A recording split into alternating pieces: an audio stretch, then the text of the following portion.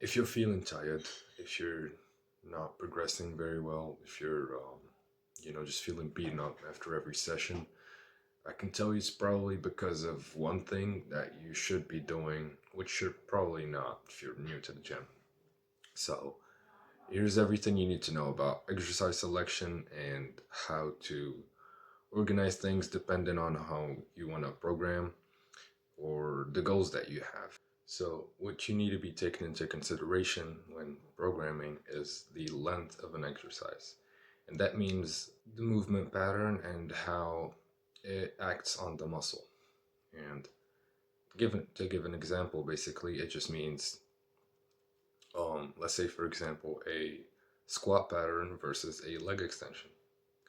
A squat pattern is going to be more lengthened because, the quad is has more tension during the lengthened position on a squat pattern, right?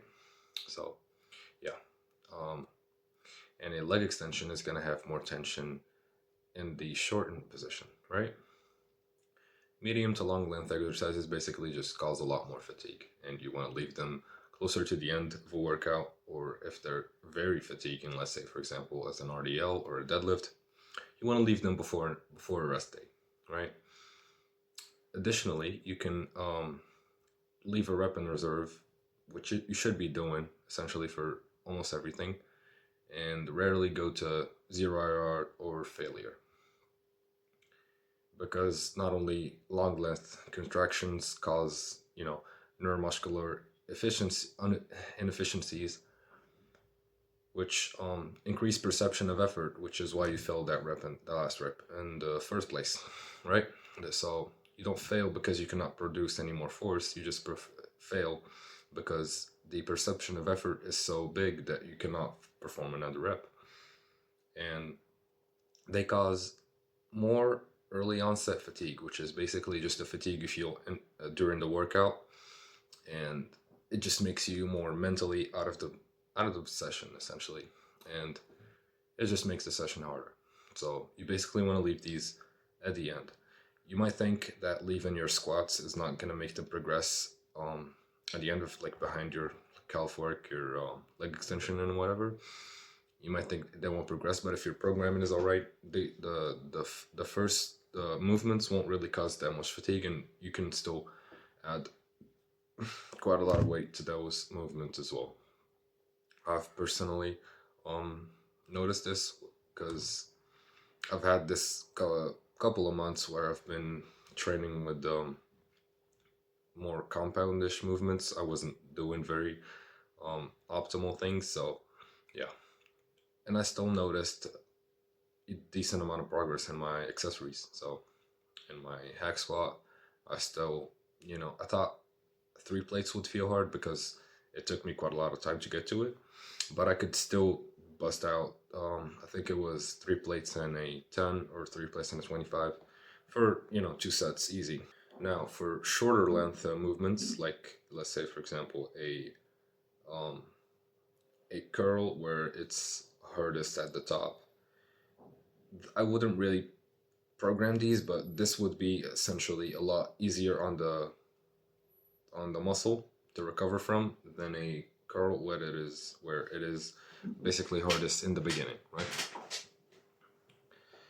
And um, there isn't much. The reason why they're not as fatiguing is because there isn't like much lengthening at the sarcomere, which makes it more remain pretty advantageous to produce force. There's lower mechanical damage, which means lower amount of post workout soreness. Um, and you can try this for yourself. Obviously, you can try to do a lying hamstring curl, which is hardest in the shortened position. You can try to do a seated hamstring curl or a straight leg deadlift, which is hardest in the lengthened position. And you'll notice that you'll be much more sore after doing the straight leg deadlifts or the seated leg curl, right? I personally don't get sore at all after lying leg curls because I've just been doing them for a while, and I tried straight leg deadlifts and I was like sore for like 3 days. I couldn't move. So obviously, soreness is a bit more person dependent because if you have a background which is like you've been like more flexible throughout your childhood and you've been training pretty frequently, you won't really get much soreness after your workouts. So yeah, another thing which is bilateral or unilateral exercises. Doing an exercise with one arm or one leg, or just doing it with both.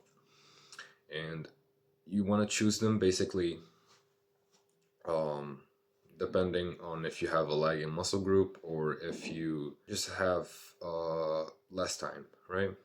So basically, unilateral movements are more fatiguing, and a unilateral movement you have more unit recruitment, which means more fatigue after that set, which means you can't do much of them because you don't really have infinite amount of energy. And due to the bilateral force deficit, which means just going back again to the more unit recruitment, which means when you do an exercise with one limb, you're basically just stronger as when if you did it with two limbs. So yeah. So if you haven't keeping up already, we're trying to minimize fatigue, which means basically as less fatigue as we can. So basically, the freshest you can feel after your workout, um, while still, having the most amount of stimulating reps after that workout, the better. Which means like the better you can recover, the earlier you can step back into the gym, do it again, and just make more gains essentially. So another thing is removing redundancy. Now, redundancy is basically when you accidentally or not intentionally train a muscle more than twice during a session. So I would say this usually happens with legs or front delts or lats as well. So basically, your front delts get redundant training when you do an incline work or when you do an incline work and then you go do a shoulder press.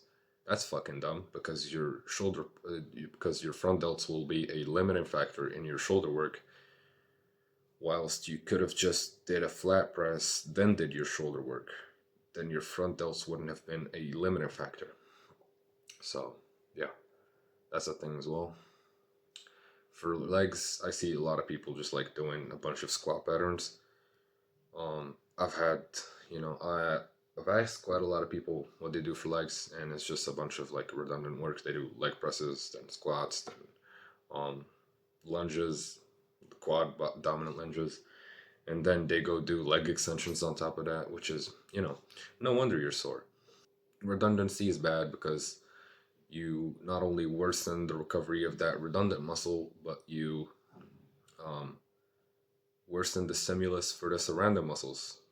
You wouldn't be able to push as hard on your shoulder press because you just did incline work, which is like more upper chest frontal dominant, right?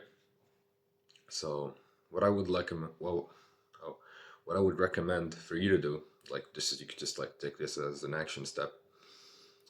Look at your program and look at movements instead of exercises because names can change and you can like come up with a new name for an exercise, but the movement is still the same.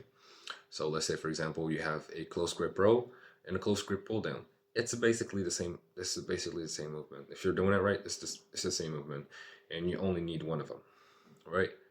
Um, Now for how to program unilateral movements, I would simply just say, um, if you have a weak body part, do it unilaterally so you can like prioritize the weaker part, or you can just do bilateral exercises. I wouldn't really train unilaterally because just imbalances eventually go away on their own. You won't really need but if it's like something you're concerned with, you can just do unilateral work and train both limbs at the same proximity to failure, which means let's say you do curls, right? I say this a lot, so and I'm a victim of it as well. So let's say, for example, I get 4 reps at 0 RR on my left bicep, right? And I get 4 reps at 1 RIR on my right bicep, right? Now, theoretically, we got the same amount of stimulus, but not the same amount of fatigue, right? Because this one is at 0 IRL. Now, theoretically, they would grow the same, which means eventually this one will catch up. But this one is actually going to grow worse because there's more fatigue to grow from. As if you trained this one to 5 RAR, you would have gotten pretty much the same amount of stimulus, but with the same amount of fatigue that it would recover from. So basically, just train both of these at like 1 RAR, or train this one to train them just basically just train them at the same amount of reps in reserve for the same intensity. So I guess that's it. So the key takeaways from this video is gonna be just don't do the same movement pattern twice in the same workout, and avoid redundancy. Basically, same thing. And select exercises wisely. Just like go through it. Imagine yourself doing that workout. Let's say you have an upper day and you did a flat press, then you tried doing, let's say, a pull down, then you tried doing, I don't know, an incline press. That incline press is going to be not very productive because you just trained your chest, and your front delts are going to be not very, not very not recovered, but they're not going to be very fresh for that movement. So I'd recommend keeping like one press, one pull, one fly, either a rear delt fly or a back deck. Then you can just do your arm work, and just some weak points if you have like weak forearms or some shit. That's basically how an upper day goes. Again, for lower body, I would recommend squat movement or leg extension first, because we said prioritize, not prioritize, but short movements first, because they cause less fatigue, and you're gonna train your rec fem whilst you're freshest, and whatever. Then again, do your leg curls, then squat pattern. You could do your calf work in the beginning if you have small calves. Yeah, that should be about it. I guess that's it. Like, subscribe, share this video, and train smart, fucking idiot.